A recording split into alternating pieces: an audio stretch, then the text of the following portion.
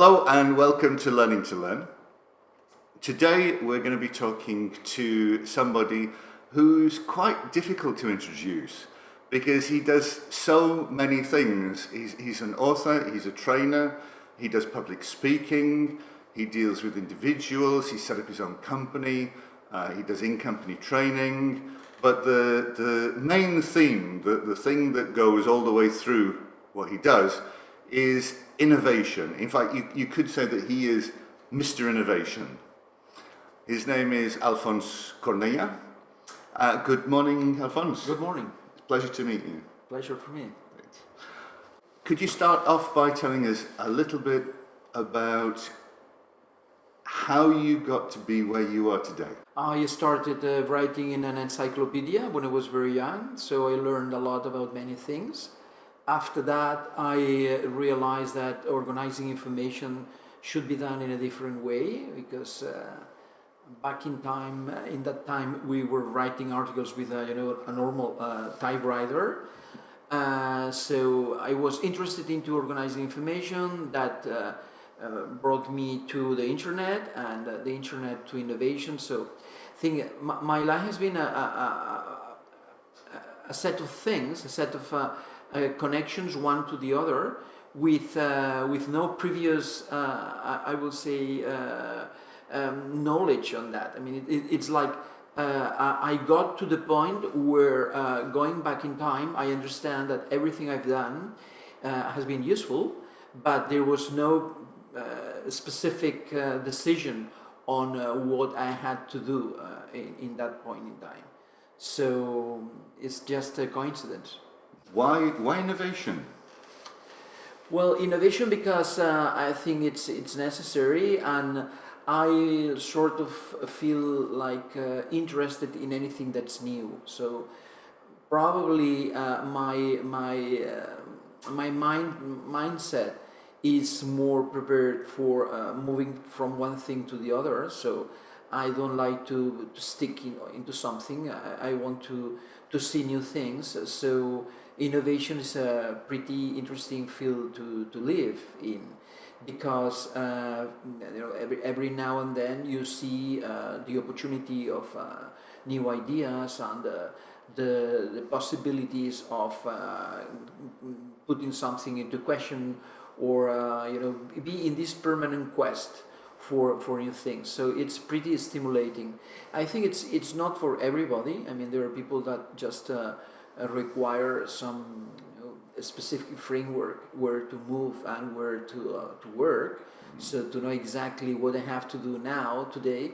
But for the last 20 years, I've been working in many different things, moving from one knowledge to another, and that sort of pushed me to be alive.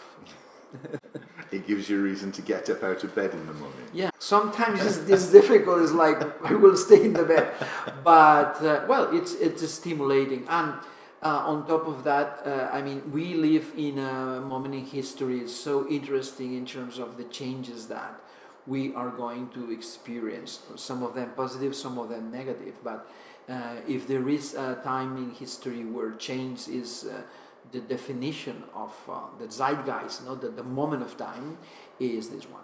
Okay.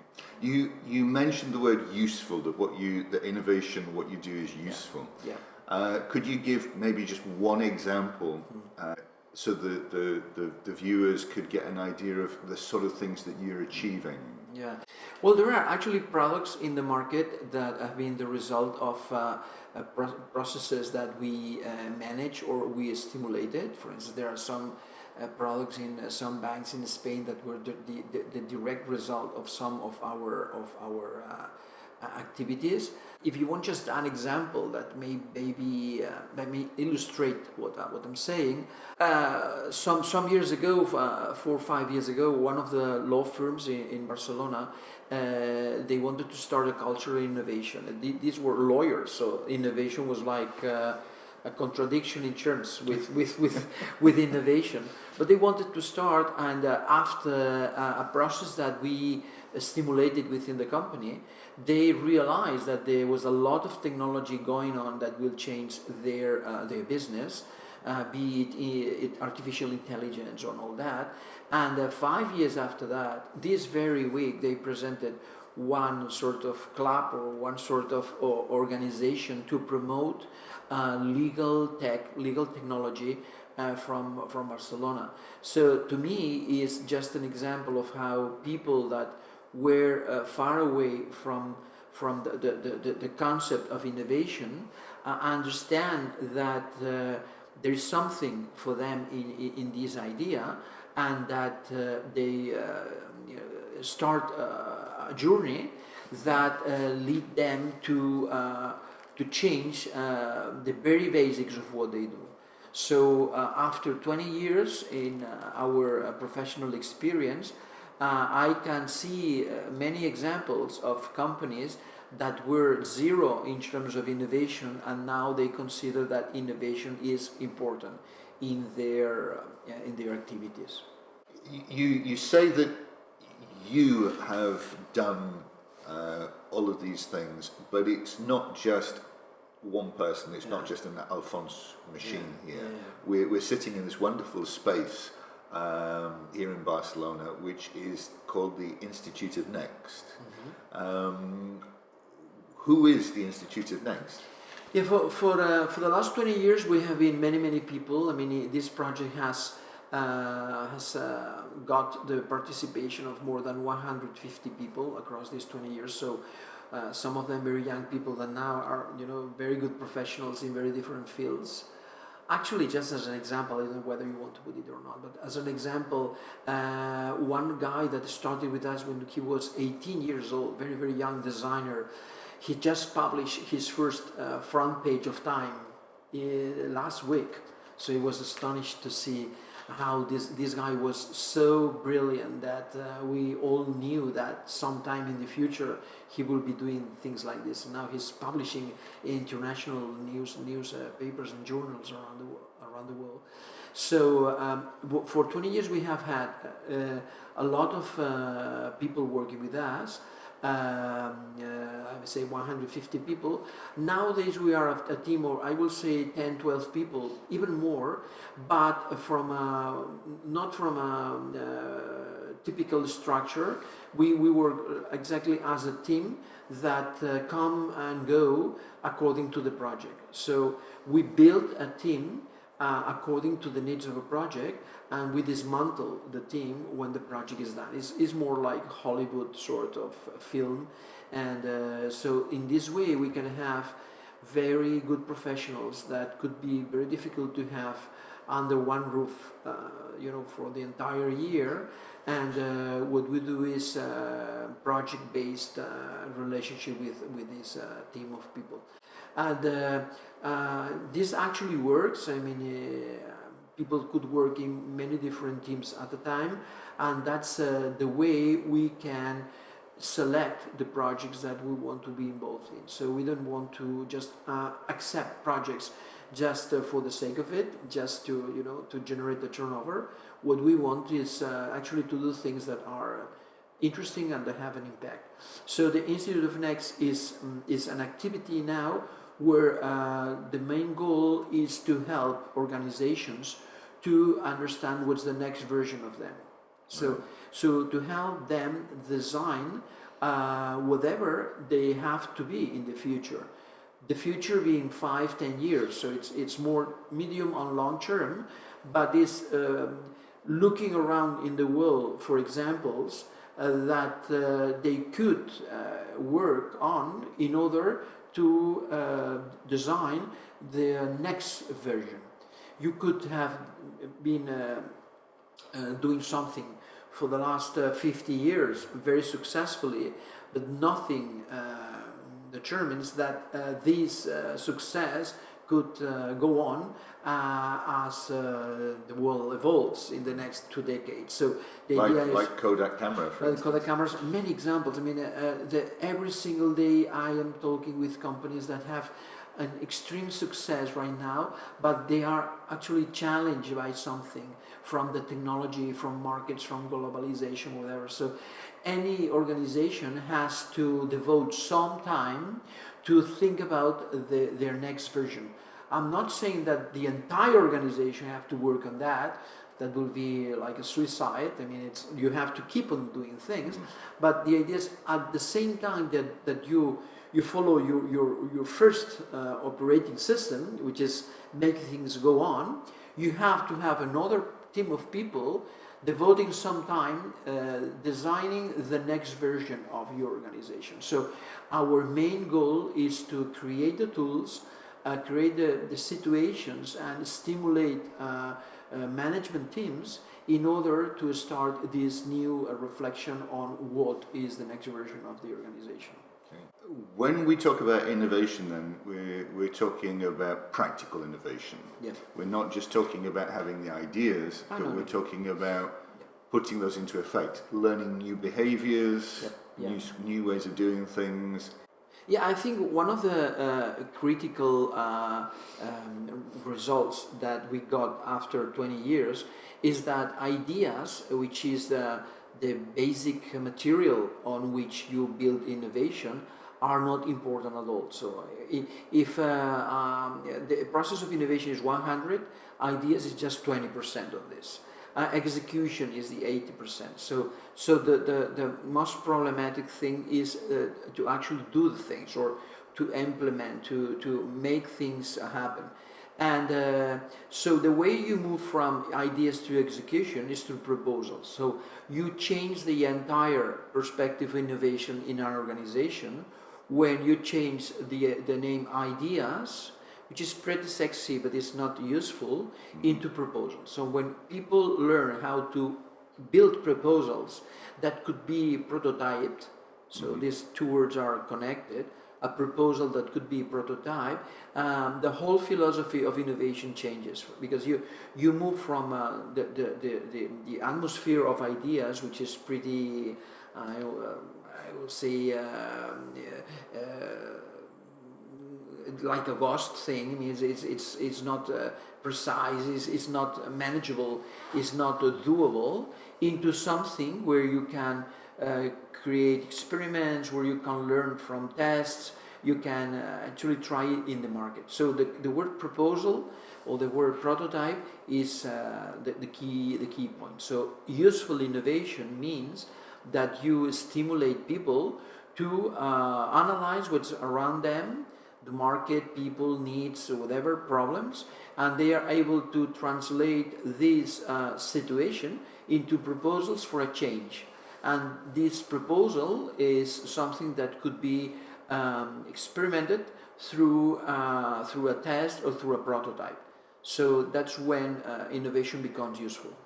Because when you talk about companies innovating and companies learning, really companies don't exist. It's the individual human beings inside that need to learn how to change their behaviors and to adopt innovation.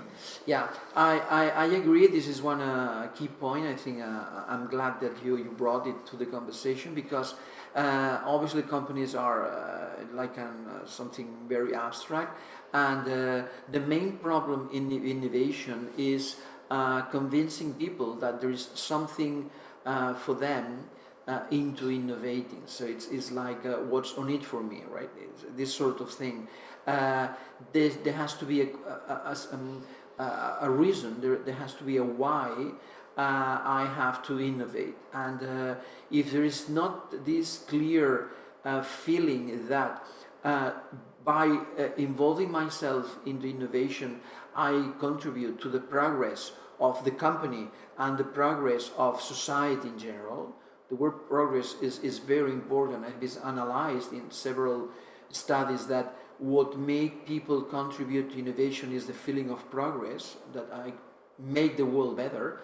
If people don't understand this, innovation is, I will say, compromised. I mean, it's jeopardized. So what you want is make people understand that is something for them into the process of innovation. For instance, that they make feel alive in a situation, in a business where it's very typically you can be stuck into processes, procedures, ways of doing things that could be very boring. So innovation is something that could stimulate you to be part of the transformation of the company and society. So it's actually, you're right, it's a matter of people jumping into some sort of revolution that inspires and that puts you on fire. Puts you on fire indeed. As far as motivating people to learn, to change, to innovate, one of the focuses of this series of videos is about individual learning, autonomous learning. So where does that fit into the innovation work that you do? Yeah, I think it's. I am a fan of learning by yourself. I think this is critical for the future.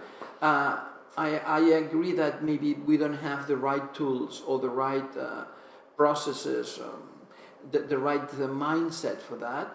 But in innovation, you see this actually happening, because you cannot start and push an innovation process just by just saying it. It's like do innovation, right? It's like do innovate. I mean, this doesn't work this way. So what you need is that people actually are immersing themselves, or so are committing themselves to a process of a quest around them. So the innovation processes that we have seen have worked when there is a personal commitment to devote some of their best time into the process of innovation. So I would say it happens out of the business or out of the factory. So when innovation really happens is with your personal time, that anywhere in a situation that you could not previously design. I mean, things happen when they have to happen. So especially in innovation, you have to have your mind prepared for any potential situation. So this is part of the difficulty, that you have to be ready to do innovation whenever. No, from 9 to 5 in a specific setting. So this is quite related to what you said about self-learning. I mean, if we train ourselves to learn in many different situations across our life, and not within specific chunks of our daily lives, I mean, if we train ourselves, as I said, to learn whenever the situation helps us or fosters our potential learning, we could be good learners. What I don't see it may work is scheduling into your daily life some portions of your attention devoted to learning. It's like, now I want to learn. This doesn't work. In my personal experience, I mean, you learn whenever the situation is ready and whenever you are ready for that. So this means that you have to be open to learn in any potential setting and in anywhere, anytime across your life. You said that you've written 33 books on innovation things. Well, things related to innovation in a way or another, right. or to science or technology or whatever. And one of the things that you refer to is the importance of disrupting the system, disrupting the way that education works at the moment. Could you elaborate a little bit on that thing? Yes, I think that we need a change in education, but not just for the sake of it, but because the situation is different. I mean, there is one critical change in our society, which is the coming of the smart machine. I think smart machines will change the way people work, and we will have to collaborate with machines in the next decades. So this generates a new setting where you have to train people in different ways. And this disruption won't come from the center of the system. I mean, a lot of people in education think that somebody has to write a new law, changing the education model, whatever, establishing the new rules and whatever. There are countries where the way to change the education system is through, law after law. I don't think this will work. I think the way to disrupt the system is by infecting it from the periphery. This comes from the theory of innovation. I mean, if that thing exists. But I mean, people working on innovation for many years have understood that the way to change something is not to attack the system directly to the center, because the system is prepared to create antibodies to kill any potential disruption. So the only way to transform a system is to disrupt it by the periphery. The Clayton Christensen's theory on innovation, he's one of the guys that established this, the basics of this what we now call the theory of innovation, which is actually starting something in the making. But what he said is that the way to disrupt something is by generating a change that nobody cares about that. It's like, it's just in the periphery, it's not important, it's not relevant. It's like, these young guys are crazy and doing this stupid thing over there. And as they go, they start entering into the fields that were hijacked by the incumbents of this territory, right? So of the people that were actually managing the normal ways of doing things. So for the last 20 years, we've seen many examples of disruption of businesses where something that was nobody actually challenged the entire system because they started the infection in a place where nobody cared. Okay. Can you give an example? For instance, Airbnb started a revolution in the tourism industry just by having inflatable beds at home to have people come, and when there were no hotels available in San Francisco. That's how they started, right? And Uber is now transforming the way you move people in the city with taxis. So, or the banking system now is seeing all this Revolut and Bizum and etc. All these examples of new ways of doing banking with a mobile, with no need for a big building or a big structure, etc. So, and all these systems started in the periphery, doing something very specific. I don't know, small transactions, and banks were like, no, this is not, this has nothing to do with us, so they will never affect our business. And now they are realizing that they are challenging the very basics of the business. So the theory of innovation says that the way to disrupt the system is by infecting the periphery. It's a metaphor coming from biology. I mean, how you start an infection in the body, infecting the membrane there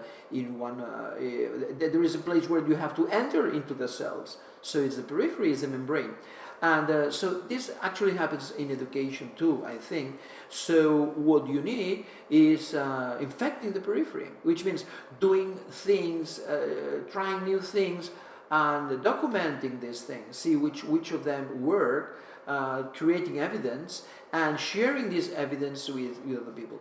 For instance, for many years I thought, and I still think, that you can see more innovation in education in the after-school things than in the school things. Because in the after-school is where there is no law, there is no regulation. I mean, it's an open place where people can try things.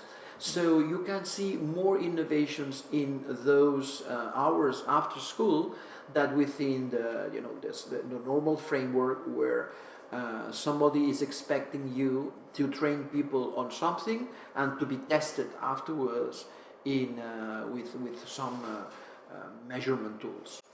Because you've spoken about industries and companies in the private sector, but also as far as education establishments go, universities, colleges, schools,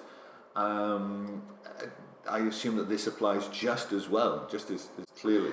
Absolutely, I think it's for any sort of organization. It's any organization that has processes, that has the normal way of doing things. I understand that the only way to generate a change which is disrupting, so changing the basics of the business, the basics of the organization, is by providing experiments, trying new things in places where there is no danger of jeopardizing the whole thing. So challenging critically, I will say. So this happens in education, this will happen in government. In many places where there is a need for change, the way to change is through experiments. Controlled experiments in places where there is no danger of making the entire thing collapse all of a sudden. So I think the collapse should be progressive, and that's the way things could work in the next years. Your latest book, Educating Humans in a World of Smart Machines, Yes. is all about how humans and artificial intelligence will relate to each other in the future. As far as education goes, do you think that we'll get to the point where instead of having teachers, we'll be having some sort of artificial intelligence helping students learn? Well, I think any potential future that we can think of could be a reality in the next decades. I mean, they will be so open that if somebody comes from a solution using artificial intelligence to help people learn, this will be applied. But my point is not that machines will change the way we learn.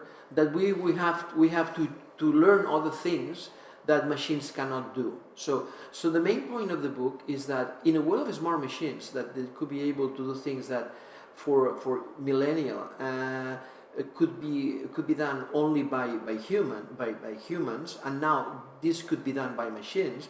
In a world where many things could be done by machines that were not possible before, you have to train humans in anything that is specifically human.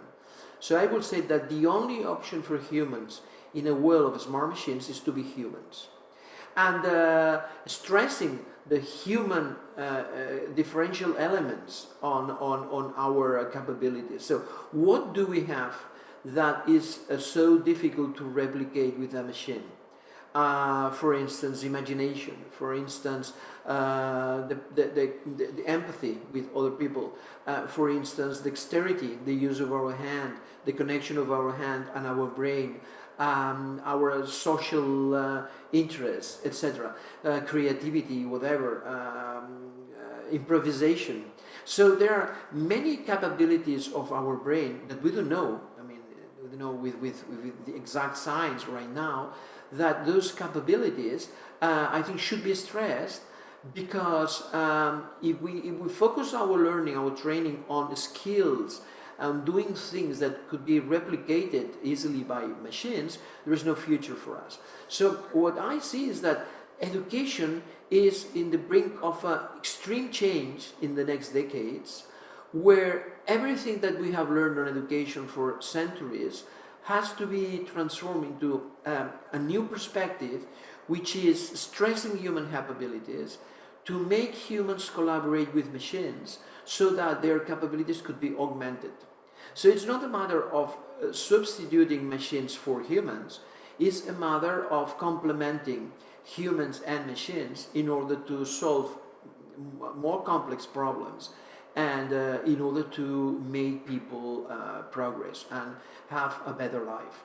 And I think this is challenging, is extremely challenging, but for people working on the education, I mean, I will say young people working on education now that will invest the next 20 years of their profession in education, they will live or they will go across incredible changes on what we know about the brain, how people learn, that we don't know exactly right now. So we're just starting to see, to understand the basics of the learning mechanisms of our brain. So when we know that, when we have machines doing stuff that were previously just for humans, all this scenario of new things will change dramatically the way people learn, and the way we can help other people learn.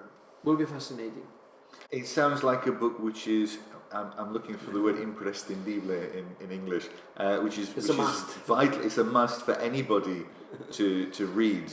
Well, it's a very simple book. Actually, it's just 100 ideas. I mean, it's like 100 very brief sentences. And but it was a surprise to me that probably because it's short and people now we look for short things rather than large elaborations of concepts, etc. Yeah. So it was a surprise to me that people that have read it, which is not a lot of people anyway, just liked the process, that how the book made them think about this very simple idea. The only opportunity for humans in a world of smart machines is to be human. This very simple idea generates new challenges. What is to be human? So that's a catalytic question. That's a question changing the way we have to address education in the next decades. So the book is about this very simple question, and I put several examples of why what we thought that could be impossible with machines 10 years ago is now reality. What we think could be impossible the next 10 years could be possible. So we have to start preparing ourselves for a world where machines and humans will collaborate, and each one has to do the best they can do. Humans do the best, which is creativity, etc. Machines do the best, which is processes and algorithms and anything which is very mathematically, I would say, writable. Right. And I understand that you very kindly offered to share this book in e-format. Yeah. On the video, if you look at the notes, we'll put the link so that you can go to on the internet and download this wonderful book, which is in English now. Yeah, actually the book is in Catalan, Spanish, Portuguese, and also in English now, and I'm putting it available on PDF, so I want just to share it. Means I will be glad if anybody could just read it and make use of it. That's fantastic. With each one of these videos, I try to find one specific actionable takeaway that viewers can use to become better learners or to improve their education or something. When we spoke earlier, you talked about the idea of experimenting.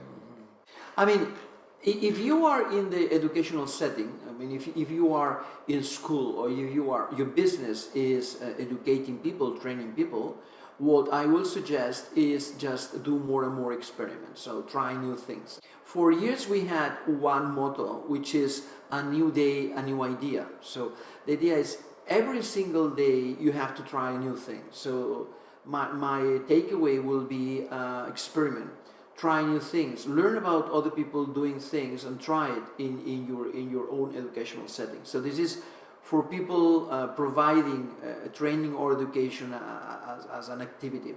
But for yourself, I mean, for somebody that wants to train, what I will suggest is that is to train yourself into activities that are not related to just text. I mean, it's do something with your hands. I mean, it's part of the future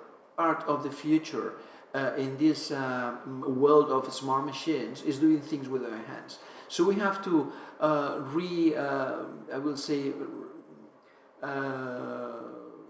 recover or reinvent how we use our hands. And actually I'm a practitioner of that. I like to use my hands. I having a good time just making things with my hands, be it model making or whatever, plans or whatever. So my recommendation will be to push yourself to the limits of doing things with your hands, because this sort of training is exactly the sort of training that we will need in the next years. We should be more artists in the future, because part of the normal solutions in the world will be done by machines.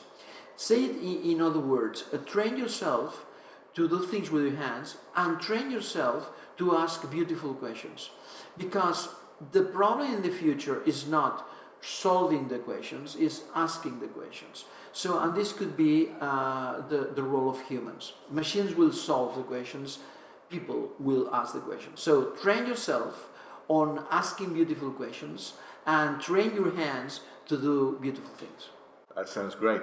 There's in Spanish. There's one of my favorite expressions is that in the blacksmith's house, the knife is made out of wood. Yeah, right. This idea that many people who work in a particular field don't actually use that expertise in their own lives. Yeah, yeah. So psychologists are the ones that are mad, and it's the teachers who have their own discipline problems with their own kids, etc. Yeah. Would you say yourself that you are you've partly answered the question already, but would you say that you're an innovative person at home?